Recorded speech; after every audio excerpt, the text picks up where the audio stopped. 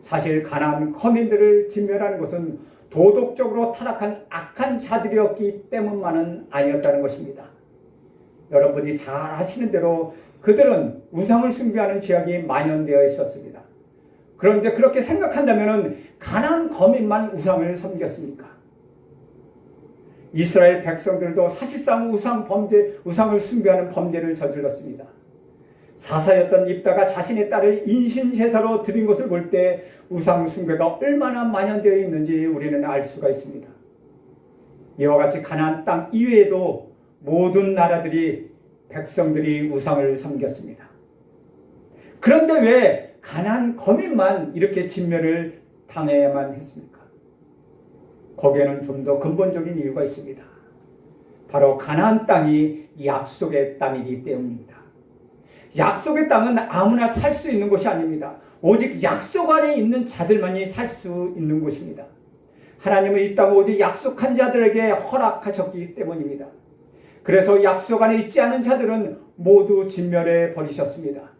약속 안에 있는 자들은 하나님의 약속과 그 약속하시는 하나님을 믿었습니다. 그러나 약속 밖에 있는 자들은 약속을 모르고 살아갑니다. 오직 자신의 능력과 자신의 재능과 자신의 실력을 믿고 살아갑니다. 그래서 가나안 거민은 약속의 땅에 있어서는 안 되는 족속이었습니다. 마찬가지로 하나님이 세상을 심판하는 기준은 도덕과 윤리가 결코 아닙니다. 세상적이 생각하듯이 도덕적으로 착한 것과 악한 것을 기준으로 해서 천국과 지옥을 구별한 것이 아니라는 것입니다. 우리 인간들은 악합니다. 그래서 우리 인간의 운명은 지옥입니다. 이것은 누구도 거부할 수 없습니다. 그래서 하나님은 세상을 구원하시기 위하여 약속의 자서진 우리 구주 예수 그리스도를 이 땅에 보내주셨습니다. 그리고 우리 구주 예수 그리스도를 믿는 자를 약속 안에 있는 자로 여기셨습니다. 결국 가나안 거민들이 진멸을 당할 수밖에 없었던 것은 약속을 모르기 때문이요, 자신들의 힘만 의지하고 살아가고자 했기 때문인 것입니다. 이것이 바로 약속의 땅에 합당하지 않은 이유이요, 그들이 진멸당해야만 했던 이유였던 것입니다.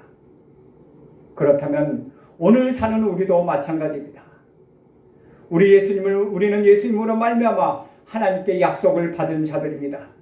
약속을 믿기 때문에 하나님 나라에 합당한 자로 여기심을 받은 것입니다.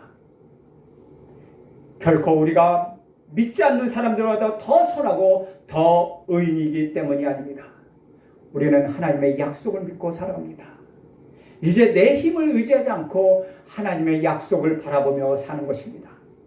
내 힘을 의지하게 되면 우리도 동일하게 진멸을 당할 수밖에 없는 존재입니다.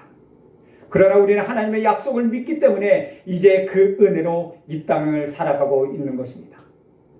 언젠가는 이 땅에 하나님 나라가 완전히 임하게 될 것입니다. 성경의 마지막 요한계시록의 말씀과 같이 새 예루살렘이 이 땅에 이루어질 것입니다. 그날의 약속밖에 있는 사람은 이 나라에 합당하지 않은 자로 여김을 받게 될 것이고 결국 가나안 족속처럼 멸망하고 말 것입니다. 이것을 두고 하나님은 불의하다, 하나님은 공평하다라고 말하는 사람이 있습니다.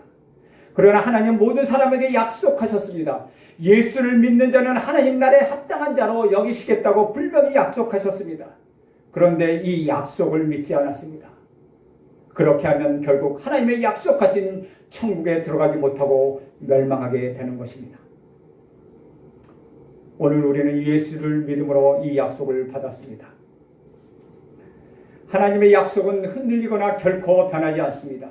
이제 이 약속을 받았으니 내 힘을 가지고 인생을 살아가지 않습니다. 내 생각과 내 뜻을 주장하지 않습니다. 따라서 저와 여러분 여호수아와 이스라엘 백성들처럼 더욱 하나님의 약속을 신뢰하며 하나님의 명령하신 대로 살아가야만 하는 것입니다. 그러므로